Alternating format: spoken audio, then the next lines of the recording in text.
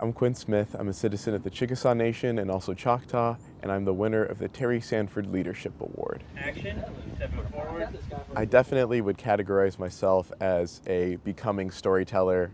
I see every story as policy, and also I see story as an incredibly powerful tool for moving policy forward. Or forward isn't always the right way. Sometimes we need stories to remind us that there is something that we need to go back to and return to. People are losing interest in their culture, and we've lost a lot of it, and it's up to us elders to try to keep it intact.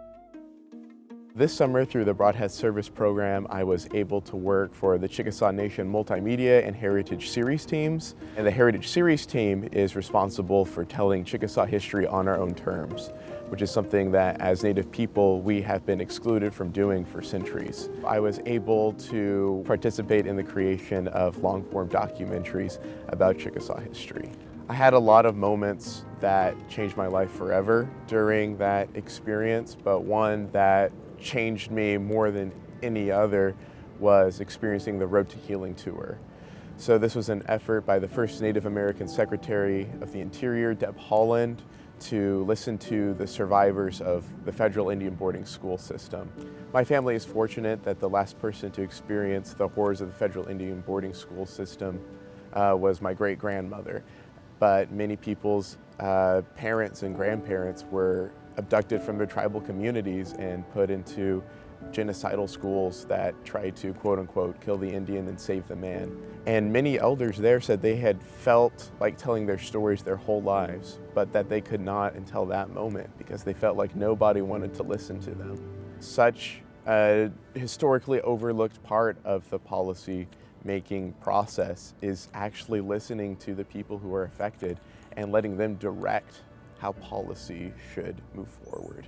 When I was just an admitted student, I heard from a Sanford alumni, Brenda Pipestem, that we were at an institution that historically had tried to erase who we were as people, but the fact that we were here meant that we could do work that our ancestors hadn't dreamed of, and she phrased it that we were an answer to our ancestors' prayers. The crux of my student advocacy work came in the fall of 2021, where we met during the summer. It was me as vice president of NAISA and our team of allies and alumni, and my role was researching and writing an op-ed and publishing in a Duke Chronicle in Indian Country Today.